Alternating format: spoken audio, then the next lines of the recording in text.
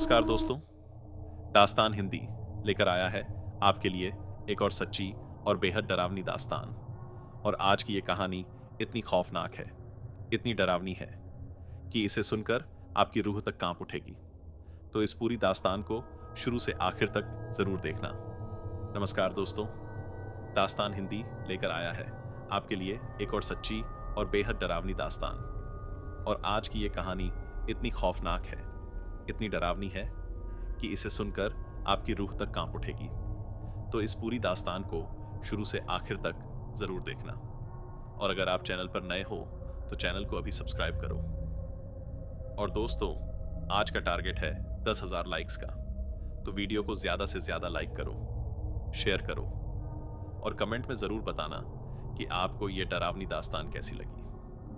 आपकी सपोर्ट ही हमें हौसला देती है कि हम आपके लिए ऐसी ही और भी खौफनाक और रहस्यमयी कहानियां लेकर आते रहें। तो अब बिना समय बर्बाद किए चलिए शुरू करते हैं आज की खौफनाक दास्तान। और अगर आप चैनल पर नए हो तो चैनल को अभी सब्सक्राइब करो। और दोस्तों, आज का टारगेट है 10,000 लाइक्स का। तो वीडियो को ज्यादा से ज्यादा लाइक करो, शेयर करो और कमेंट में जरूर बताना कि आपको ये डरावनी दास्तान कैसी लगी। आपकी सपोर्ट ही हमें हौसला देती है कि हम आपके लिए ऐसी ही और भी खौफनाक और रहस्यमयी कहानियां लेकर आते रहें। तो अब बिना समय बर्बाद किए चलिए शुरू करते हैं आज की खौफनाक दास्तान। मेरा नाम करण है, मैं पुरवा गांव का रहने वाला हूं। आज मैं आपको अपनी जिंदगी से जुड़ी वो कहानी बताने जा रहा हूं जिसे मैं आज भी महसूस करता हूं। आज से कुछ साल पहले की बात है। मैं अपने बाबा के साथ में बुंदेली में काम करने जाया करता था। तब मेरी उम्र लगभग 19 साल की थी। बुंदेली मेरे गांव से लगभग 7 किलोमीटर की दूरी पर था। हम जिस रास्ते से जाया करते थे लोग उसे भूतिया रास्ता भी कहते थे। और मेरे गांव से बुंदेली जाना का एकमात्र वही रास्ता था। लोगों का कहना था कि बहुत साल पहले इसी रास्ते पर एक छोटा सा परिवार रहा करता था। उस परिवार में कुल 4 लोग थे, रमन, उसकी पत्नी, उसके 2 छोटे छोटे बच्चे। रमन एक सर्कस में काम करता था। उस सर्कस में वो एक जोकर का रोल करता था। ये छोटा सा परिवार बहुत खुश था। पर अचानक एक दिन कुछ सरकारी कर्मचारी आकर रमन को वो घर खाली करने को कहते हैं। उन्होंने रमन से बोला कि यहाँ एक बहुत बड़ा सरकारी अस्पताल बनेगा, तुमको ये जगह छोड़नी पड़ेगी। पर रमन अपनी जगह को छोड़ने को तैयार ही नहीं था। एक दिन जब रमन सर्कस से जब घर लौट रहा था तो उसने देखा उसका घर जल रहा है। साथ है उस घर में उसकी पत्नी और उसके छोटे छोटे बच्चे भी। वो रोता चिल्लाता रहा पर किसी ने उसकी नहीं सुनी। उसकी आंखों के सामने ही उसका परिवार खत्म हो गया। रमन पूरी तरीके से टूट चुका था। जब सुबह वहां के राहगीरों ने देखा कि यहाँ तो सब तहस नहस हो गया तो उन्होंने फौरन ही पुलिस को बुलाया। उस घर से सबकी बॉडी निकाली गई पर रमन का तो पता ही नहीं था। बहुत जांच पड़ताल के बाद पास के है दरख्त में उसका शव लटका पाया गया। कुछ दिनों बाद लोग इस घटना को भूल गए और हॉस्पिटल बनने की तैयारी शुरू हो गई। जब हॉस्पिटल बन रहा था तो वहां कुछ अनहोनी घटने लगी, जैसे बेवजह बारिश, आंधी तूफान और फर्श का अपने आप नीचे धंस जाना, शीशों का खुद से टूट जाना। न जाने कितनी घटनाएं होती। जाने कितने लोगों ने वहां एक साया देखा। कुछ लोग तो कहते थे कि शाम होते ही वहां रमन की रूह घूमती है। बहुत से लोगों ने वहां काम करने से मना कर दिया और जाने कितने लोग उस साय को देखकर भाग गए।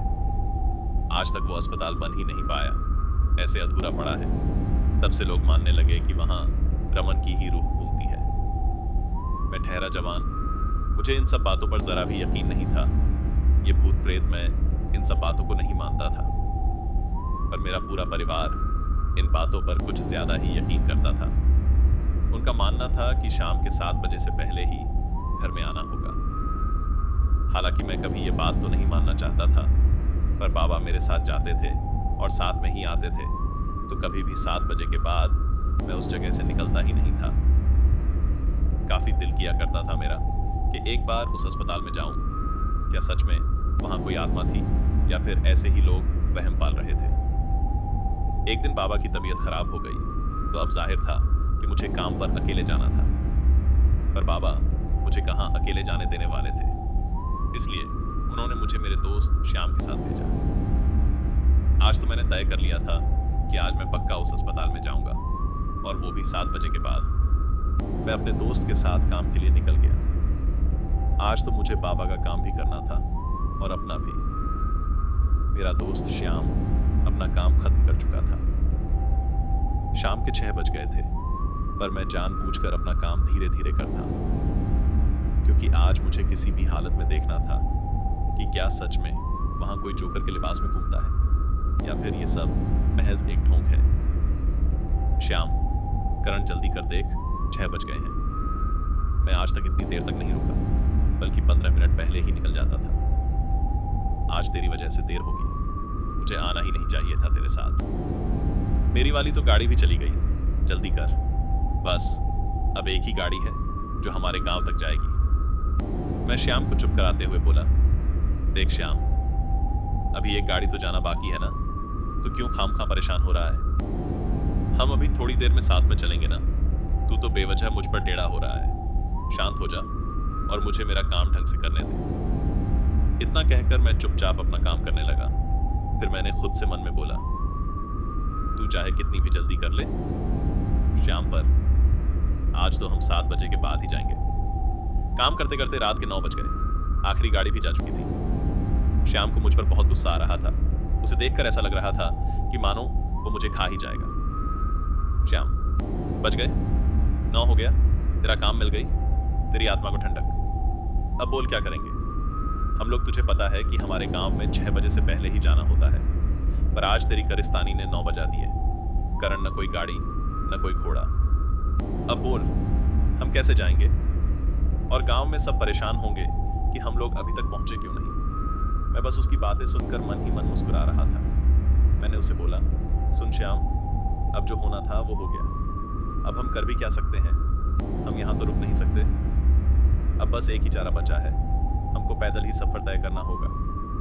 तो चले अब। हाँ श्याम, पैदल? तू पागल है क्या? देख, यहाँ तो थोड़ी चहल पहल है, पर थोड़ी दूर जाते ही सुनसान बिहड़ इलाका आ जाएगा, और थोड़ी देर बाद कुबूतिया अस्पताल। मैं नहीं जा रहा, तुझे जाना है तो जा, मैं न आ रहा तेरे साथ। मैंने उसका मुंह देखा तो मुझे जोर से हंसी आ गई। वो इतना डरा हुआ था जिसका कोई हिसाब नहीं। मैंने उससे बोला, देख, तू नहीं जाएगा तो मैं सुहानी को तेरी सारी बात बता दूंगा कि तू कितना डरपोक है, और वो तेरे बारे में क्या सोचेगी ये तो तू समझ गया होगा। मैं तो चला। श्याम, तू कैसे जानता है सुहानी के बारे में? और मैं डरपोक नहीं हूं, अभी चलूंगा तेरे साथ, समझा? मैं हंसता हुआ बोला, मैं बहुत पहले से ही तेरे सुहानी के बारे में सब जानता हूं। खैर, वो सब छोड़, अब चले प्रभु। श्याम, हम थोड़ी दूर तक तो पैदल चलने में कोई दिक्कत नहीं हुई, और रास्ते में चहल पहल भी थी, पर जैसे ही वो बीहड़ इलाका चालू हुआ, इतनी शांति और इतना अंधेरा, जैसे कोई काला साया बिल्कुल हमारे सर पर हो। पर फिर भी हम चलते रहे। श्याम तो डर से कांप रहा था।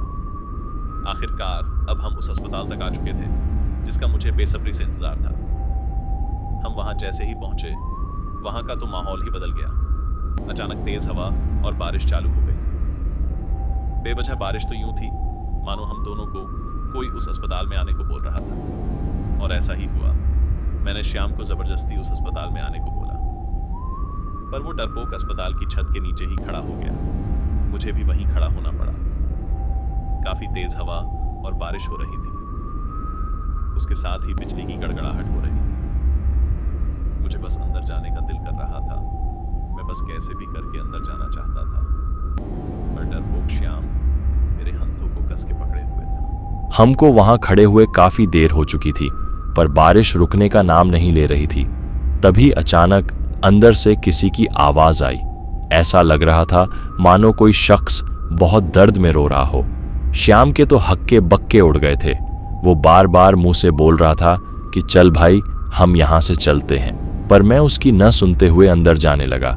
श्याम भी डरते डरते मेरे पीछे पीछे आने लगा। हम जैसे अस्पताल में दाखिल हुए, वैसे ही वहाँ के गेट अपने आप बंद हो गए। श्याम ने काफ़ी कोशिश की कि गेट को खोल दे, पर वो गेट खुलने का नाम नहीं ले रहे थे। पर मैं उस आवाज़ की दिशा की ओर बस आगे ही बढ़ता जा रहा था। अचानक वो आवाज़ आना बंद हो गई।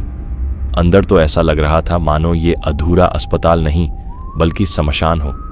अब मुझे वहां बड़ा अजीब लग रहा था। मेरे मन में बेचैनी हो रही थी। श्याम मुझे मना कर रहा था, यार भाई हम ठीक नहीं कर रहे, हमें आगे नहीं जाना चाहिए, हम क्या कर रहे हैं, हम बहुत गलत कर रहे हैं, देख ये ठीक नहीं है, चल यहां से निकलने की कोशिश करते हैं, प्लीज भाई बात मान। मैं उसे समझाते हुए बोला, देख भाई अब हम अंदर आ गए हैं, दरवाज़ा भी खुल नहीं रहा तो हमको थोड़ा आगे बढ़कर देखना चाहिए, न कि अब हम कहाँ से निकल सकते हैं। चल अब। थोड़ी आगे बढ़ते ही हमें एक बाहर के लिए खिड़की दिखाई दी। मैं हंसकर श्याम से बोला, ले मिल गया रास्ता, इस खिड़की से निकल जाते हैं। मैं जैसे ही श्याम को दिखाने के लिए पीछे मुड़ा तो वहां श्याम नहीं था। मैंने श्याम को आवाज दी, श्याम श्याम कहाँ है? तू मजाक मत कर, अभी खुद डर रहा था, अब मुझे डराने की कोशिश कर रहा है, जल्दी बाहर निकल। बहुत देर तक कोई आवाज नहीं आई। अब मैं बकाई में डर रहा था कि तभी अचानक ऊपर वाली मंजिल से श्याम के चीखने की आवाज आई। मैं फौरन उल्टा सीधा ऊपर की तरफ भागा, पर जब मैं वहां पहुंचा तो वहां कोई भी नहीं था। पर जब मैंने ऊपर छत की तरफ देखा तो मेरे होश उड़ गए, मेरे पैरों तले जमीन खिसक गई, मेरी आंखें खुली की खुली रह गईं। श्याम हवा में उल्टा लटका था। मैं बहुत डर गया था। मैंने श्याम को जैसे तैसे खींचकर नीचे उतारा। श्याम होश में नहीं था। मैं उसे गोद में उठाकर नीचे लाया। छत से पानी टपक रहा था। मैंने वही पानी श्याम के चेहरे पर मारा। श्याम को होश आ गया। मैं हड़बड़ी में पूछने लगा, श्याम तू ठीक है? और ऊपर कैसे गया? और तू हवा में कैसे? क्या हुआ था तेरे साथ? श्याम बहुत दबी आवाज में बोला, भाई वो किसी को नहीं छोड़ेगा, वो हम दोनों को मार देगा, हम में से कोई नहीं बचेगा। मैं उससे पूछा, पागल है क्या? कौन हमें मारेगा? मेरे और तेरे अलावा यहां कोई नहीं है, समझा? श्याम ने मेरा हाथ झटकते हुए बोला, है, हमारे अलावा यहां पर एक और लोग भी हैं, समझा तू? हम अब नहीं बच सकते। इतना कहते ही श्याम रोने लगा। मैंने उससे फिर से पूछा, कौन है वो? श्याम, वो जोकर। तभी अचानक से किसी के हंसने की आवाज आने लगी। जब मैं पीछे मुड़ा तो मैं तो पागल सा हो गया। मेरे ठीक सामने वो जोकर खड़ा था और मैं उससे थोड़ी ही दूरी पर मैं था। उसकी लाल आंखें, गंदे नाखून, एक हाथ में कुछ गुब्बारे और दूसरे हाथ में एक चाकू। वो मेरे पास आ रहा था। तभी श्याम ने मेरा हाथ पकड़ा और उस खिड़की के बाहर कूद लगा दी। बाहर की ओर गिरने से मेरे सिर पर गहरी चोट आ गई। मेरी आंखों के सामने एकदम अंधेरा सा छा गया। मैं वहीं पर बेहोश हो गया और जब मुझे होश आया तो मैं अपने घर पर था। बाबा ने बताया कि तुम दोनों हमें पास की झील पर बेहोश मिले थे। मैं तो थोड़ा ठीक था, पर श्याम की हालत बहुत खराब हो गई थी। उस खिड़की से बाहर निकलते ही न तो मुझे होश था न ही श्याम को। हम झील तक कैसे पहुंचे हमको कुछ याद नहीं था। बस याद था तो वो बीती हुई रात। मैं चाहकर भी किसी को कुछ नहीं बता पा रहा था। श्याम तो गहरे सदमे में था। मैं अब पूरी तरह से मान चुका था कि वहां सच में कोई है। इस हादसे के बाद मुझे बहुत डरावने सपने आते हैं। ऐसा लगता है कि वो जोकर अब भी मेरे पास खड़ा है।